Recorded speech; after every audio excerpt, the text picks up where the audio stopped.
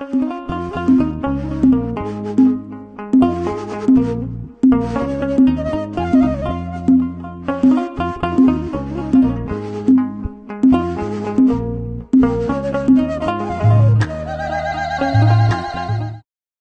አብ ወወልድ ወመንፈስ ቅዱስ አሐዱ አምላክ አሜን። ሰላም ጤና ይስጥልን። በመላው ለምትገኙ ውድ ኦርቶዶክሳውያን እንኳን ለእመቤታችን ለቅድስት ድንግል ማርያም የጽንሰት በዓል በሰላምና በጤና አደረሳችሁ አደረሰን።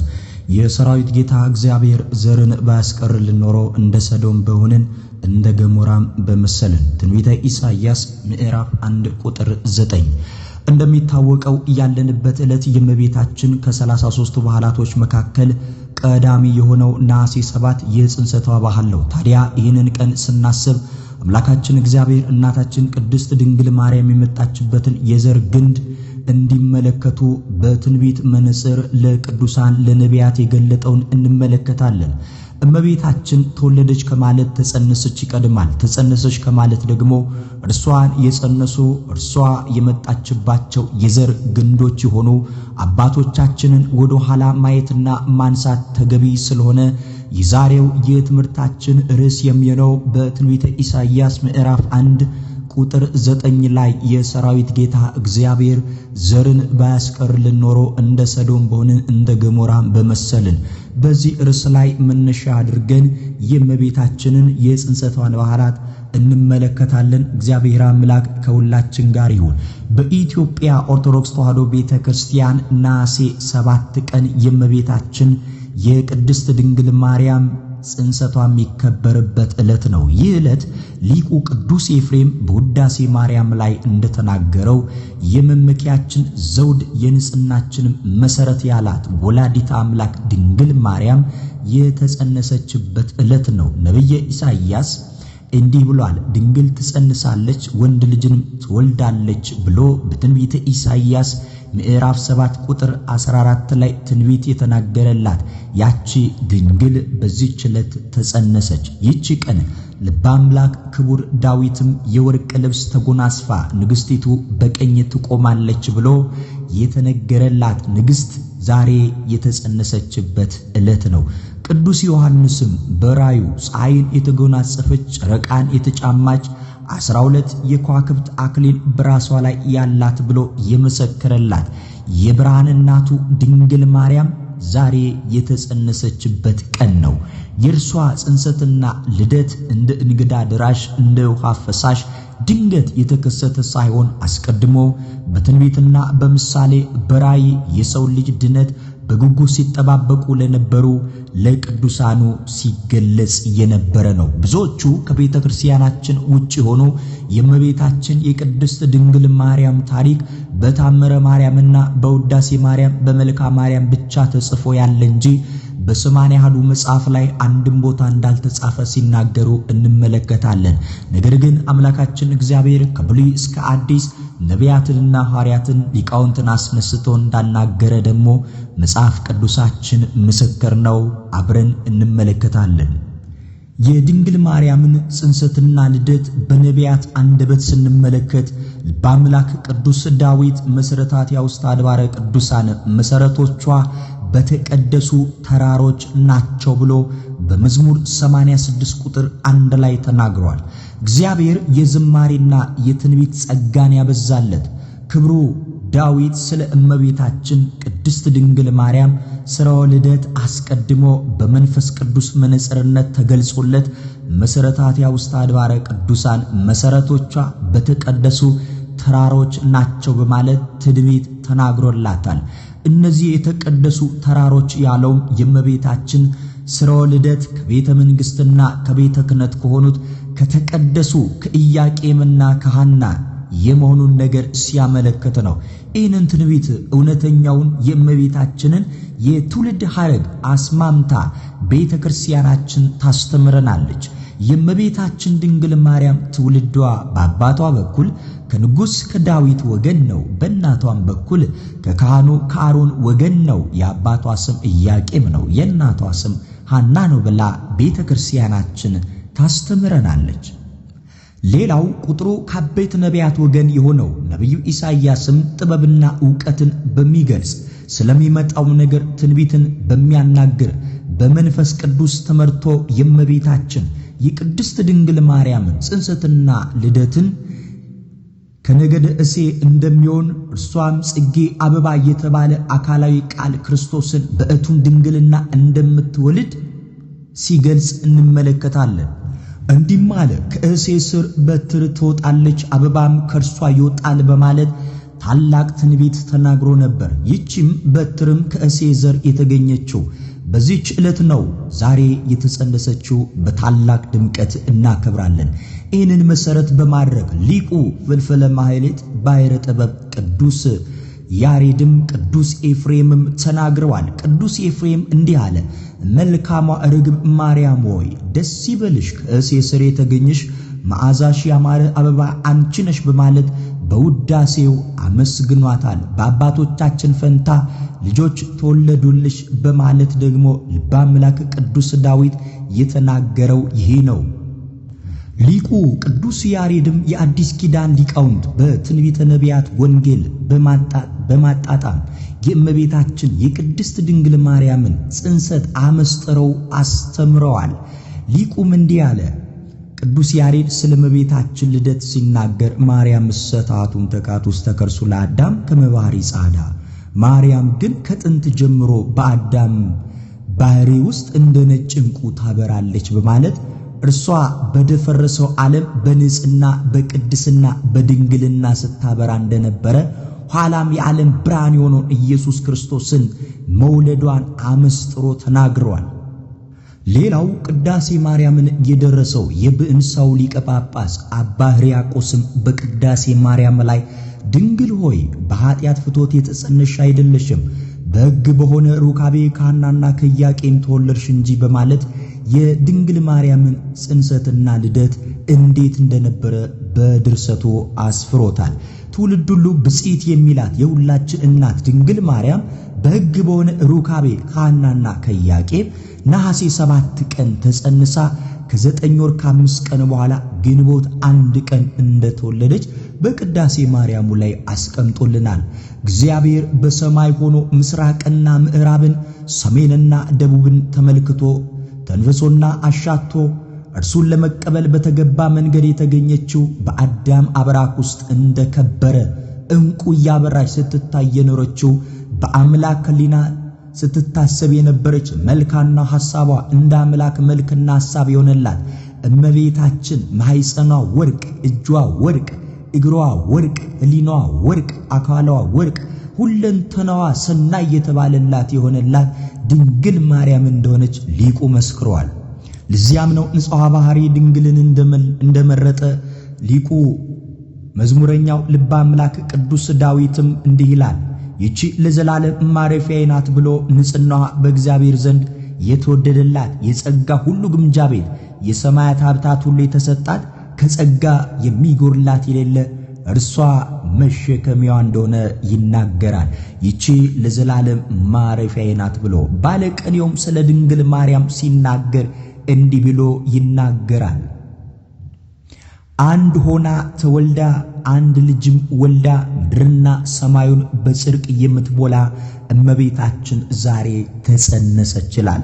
ሌላኛውም ሊቅም ሲናገር እንዲህ ይላል፣ ሰማይና ምድር በመሃል እጁ የተያዙለትን ጌታ በማኅፀኗ ለመያዝ ያበቃችው የት ሆና ነው የበቃችው የት ሆና ነው ብሎ የተደነቀባት እርሷ ዛሬ ተጸነሰች። አቦ በቢላቧቸው ሲናገሩ እንዲህ ይላሉ፣ የወለዱት ይወልዳል እንዲሉ የአባቶቿ ወላድ የሆነች ከመከራ የታደገች ሞትን ያህል መርገም በሕይወት መሠረትነት ድልድይ ሆና ያሻገረቻቸው ደግሞ ፈጣሪዋን ልጄ ብላ የምትጠራው እናት ድንግል ማርያም ዛሬ ተጸነሰች። የዚች የቅድስት የድንግል ማርያም ወላጆች ሐናና ኢያቄም ልጅ ያልነበራቸው ነበሩ ይላል። እስቲ ወደ ኋላ መለስ ብለን ቅድመ አያቶቿን የቴክታና ጴጥርቃን ታሪክ እንመልከት። እመቤታችን ቅድስት ድንግል ማርያም ጽንሰቷ ነሐሴ 7 ቀን ልደቷ ደግሞ ግንቦት 1 ቀን ነው። አባቷ ኢያቄም እናቷ ቅድስት ሐና ይባላሉ። የዚህ ነገር ታሪክ እንደምን ነው ቢሉ ቅድመ አያቶቿ ቴክታና ጴጥርቃ ይባላሉ። ይህ ቀራቸው የማይባል ባለጸጎች ነበሩ። ሀብታቸውም የወርቅ ዕንቁ፣ የፈረስ፣ የበቅሎ፣ የከብት፣ የሴትና የወንድ ባሪያም ነበራቸው።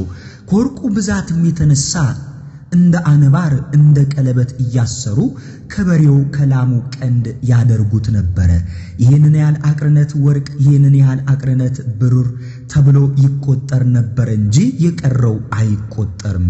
ከዕለታትም አንድ ቀን ቴክታ ከቤተ መዛግብት ገብቶ የገንዘቡን ብዛት አይቶ ይህ ሁሉ ገንዘብ ለማን ይሆናል አላት ይላል። እግዚአብሔር ከኔ ልጅ ባይሰጥ ከሌላ ይሰጥ ይሆናል፣ ሌላ አግብተ ውለድ አለችው ይላል። ቴክታም ይህንንስ አላደርገውም፣ የእስራኤል አምላክ ያውቃል አላት። በዚህ ጊዜ አዘኑ። ወዲያውም ራእይ አይተዋል። ነጭ አንበሳ ከበረታቸው ስትገባ አንበሳይቱም አንበሳ እየወለደች እስከ 6 ስትደርስ ሰባተኛው ጨረቃ ፀሐይን ስትወልድ አይተው ወደ መፈክረ ሕልም ሄደው ነገሩት። ደግ ሕልም ነው ብሎ መለሰላቸው። ከፍጥራን በላይ የምትሆን ልጅ ትወልዳላችሁ አላቸው። ነገር ግን ይላል የፀሐይ ነገር ግን አልተገለጸልኝም፣ እንደ ነቢይ እንደ ንጉሥ ያለ ይሆናል አላቸው። እነሱም ጊዜ ተርጉሞ ብለው ወደ ቤታቸው ሄዱ። ከዚህ በኋላ ጴጥርቃም ጸነሰች፣ ወለደች። ስሟንም ሄማን አለቻት። የመጀመሪያው ሄማን አለቻት። ትርጓሜውም ስለ ተስዬ ተስፋዬ ያገኟት ማለት ነው። ሄማን ደግሞ ድሪዳን ወለደች። ድሪዳ ማለት ደግሞ ከአባቶቻችን ወገን የተወለደች ማለት ነው። ድሪዳም ቶናንን ወለደች። ቶና ማለት ደግሞ ራእይ አይተን ነገር አግኝተን የወለድናት ማለት ነው። ቶናም ሲካራን ወለደች። ሲካራ ማለት ደግሞ ከዘመዶቻችን ወገን የተወለደች ማለት ነው። ሲካራም ሴትናንን ወለደች። ሴትናን ማለት ደግሞ ሞያዋ ያማረ ምግባሯ የሰመረ ማለት ነው።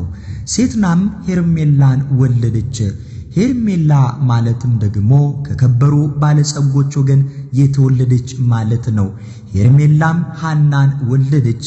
ሐና ማለት ደግሞ ጸጋ ማለት ነው።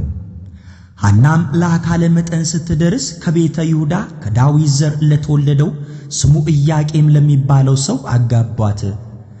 ምክንነት በዘር ወርዶ እንደ ቀድሞ አያቶቿ ሆናለችና ሀብት ግን በመጠን ነበረ። ከዕለታት አንድ ቀን ሐና ዛሬ ቤተ እግዚአብሔር እሳለማለሁ ብዬ ነበር፣ ነገር ግን ልብስ የለኝም አለች። በዚህ ጊዜ በዝሙት የምትኖር ቤርሳቤ የሚሏት ጎረቤት ነበረቻት። እሷም ልብስማ የኔ ከአንድም 2 አለልሽ፣ ያንን ለብሰሽ ሂጂ አለቻት። እናም ያንቺ ልብስ የተሰበሰበው በሐሳበ ዝሙት ነው፣ እግዚአብሔር ንጹሕ ባህሪ ነውና ንጹሕ ነገር ለብሰው ቢለምኑት ይወዳል። ይህንን ለብሼ ብለምነው ምኑን ይሰማኛል ብዬ ነው አለቻት። ሐናም እኔ ደግሞ አለቻት ቤርሳቤ በምን ምክንያት ልጅ ነሳሽ እያልኩ ሳዝንልሽ እኖር ነበረ፣ ለካ እንደ ድንጋይ አድርቆ ያስቀረሽ ይህ ክፋትሽ ነው አለቻት። በዚህም ሐና አዝናለች። አንድም ኢያቄምና ሐና መስዋዕትን እናቀርባለን ብለው ወደ ቤተ መቅደስ ሲሄዱ ሊቀ ካህናቱ ሮቤል እንዲሚላቸው ነበረ፣ የመካኖችን መስዋዕት አይቀበልም፣ እናንተማ ብዙ ተባዙ ያለውን ያስቀረባችሁ ርጉማን ብትሆኑ ነው እንጂ እያለ አልቀበልም ብሏቸው በዚህም እያዘኑ ተመልሷል። አንድም ከአገሩ እስራኤል የወለዱ ሰዎች የሚመገቡት ተረፈ መስዋዕት ነበረና ያንንም ነስቷቸዋል። በዚህ ምክንያት እያዘኑ ተመልሰው ከዛፍ ስር ተቀምጠው ርግብ ከልጆቿ ጋር ስትጫወት እጽዋት አብበው አፍርተው አይተው እነሆ ርግብን በባህሪዋ እንዲራቡ እጽዋት እንዲያብቡ እንዲያፈሩ ያደረክ የኔ ተፈጥሮ ከድንጋይ የሆነ ብላ እጅጉኑ አዘነች። ምነው ልጅ የነሳኝ ጌታዬ ብላ አዘነች። ከዚህ በኋላ ክቡር ኢያቄም 40 ቀን እስኪፈጸም በተራራ ቆሞ ሲጸልይ ከእግዚአብሔር የታዘዘ መልአክ መጥቶ ተገለጸለትና ለዓለም ሁሉ ድህነት የሚደረግባት ዘር እንደሚሰጠው አበሰረው። እሱም በፍጹም ልብ አምኖ ከተራራው ወረደና የሰማውን ለሐና ነገራት። ሐናም ባለቤቷ ቅዱስ ኢያቄም የነገራትን ነገር እውነት እንደሆነ አመነች። በዚህም ልዑል እግዚአብሔርን አመሰገኑ።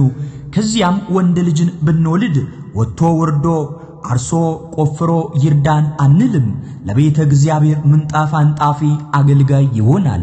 ሴት ብንወልድም እንጨት ሰብራ ውሃ ቀርታ ትርዳን አንልም፣ ለቤተ እግዚአብሔር መሶበ ወርቅ ሰፍታ መጋረጃ ፈትላ ትኑር ብለው ብፅዓትን ገብተዋል ወይም ተስለዋል። ከዚህም በኋላ ሐምሌ 30 ቀን ሐና ለኢያቄም ጸመር ሲያስታጥቅ መቋሚያውም አፍርታ ፍጥረት ሁሉ ሲመገባት አየው ብሎ ነገረችው። ኢያቄምም ለሐና እንዲህ አላት፣ ጻዕዳ ርግብ ሰባቱን ሰማያት ሰንጥቃ ወርዳ በራስሽ ላይ ስታርፍ በቀኝ ጆሮሽም ገብታ በማኅፀንሽ ስታድር አየው ብሎ ነገራት። በሀገራቸው ወደሚገኘው መፈክረ ሕልም አለና ሄደው ነገሩት። ደግ ልጅን ትወልዳላችሁ ብሏቸዋል። ከዚያም ጊዜ ፍታው ብለው ተመልሰዋል። ከዚያም ጊዜ ፍቃዱ ከሆነ መልአኩን ይልክልን የለምን ብለው ምንጣፍ ለይተው ተኝተዋል። ነገር ግን ከዚህ በኋላ በዛሬው ቀን በነሐሴ 7 ቀን የእግዚአብሔር መልአክ መጥቶ ደግ ልጅን ትወልዳላችሁ ብሎ አበሰራቸው። ስለዚህ በብስራተ መልአክ በፍቃደ አምላክ እመቤታችን ቅድስት ድንግል ማርያም በዛሬው ቀን ነሐሴ 7 ተጸነሰች። በተጸነሰችም ጊዜ ብዙ ታምር ተደርጓል። ቤርሳቤ የምትባለው አክስት ነበረቻት። አንድ አይና የነበረች፣ አንድ አይኗ ማየት የማይችል ነበረ።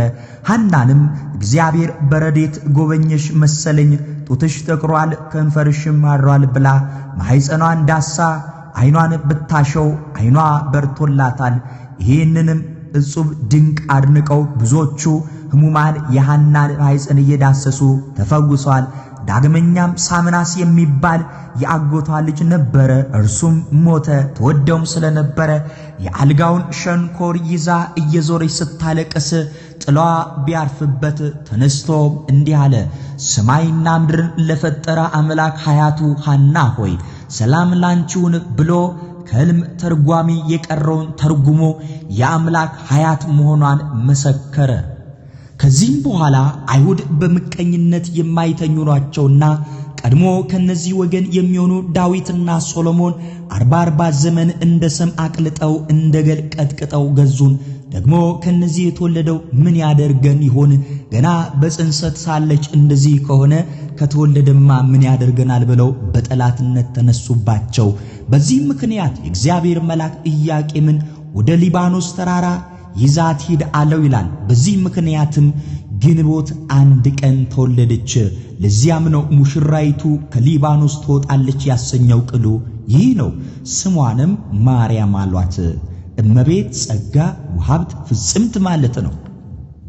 አንድም በገነት ጻድቃን የሚመገቡት ያም የሚባል ምግብ አለ። በዚህ ዓለም ደግሞ ጣፋጭ የሆነው ምግብ ማር አለ። ከዚህ ሁሉ ትጣፍጫለች ሲሏት ማርያም አሏት። ኢያቄምና ሐና በልደቷ ክብለያት ታድሰዋል፣ በአይምሮ ጎልምሰዋል፣ ሀብትና በረከትንም አግኝተዋል። የጽንሰቷ ነሐሴ 7 የልደቷ መታሰቢያ ግንቦት 1 የዕረፍቷ ጥር 21 የዕርገቷ ነሐሴ 16 ይከበራል። እንግዲህ ውድ ተመልካቾቻችን፣ አድማጮቻችን ይህ በከራዲዮን ኦርቶዶክስ መንፈሳዊ ሚዲያ እየተላለፈላችሁ ያለው ልዩ መንፈሳዊ መርሃ ግብር ነው። ለዛሬው የጽንሰቷ ባህል በዚህ መልኩ ወደ እናንተ አቀረብን። በቀጣይ ደግሞ የደብረ ታቦር ወይም የቡሄን ባህል ወደ እናንተ ይዘን የምንመጣ ይሆናል። ይሄ ቤት አዲስ የሆናችሁ ሰብስክራይብ፣ ላይክ፣ ሼር እያደረጋችሁ የደውል ምልክቷን እየተጫናችሁ ከኛ ጋር ይህንን አገልግሎት እንድትደግፉ በአክብሮትና በትህትና እየጠየቅን የዛሬው መርሃ ግብራችን ይህንን ይመስላል። በቀጣይ በሌሎች መርሃ ግብር ዳግም እስክንገናኝ እስከዚያው ቸርን ሰንብቱ።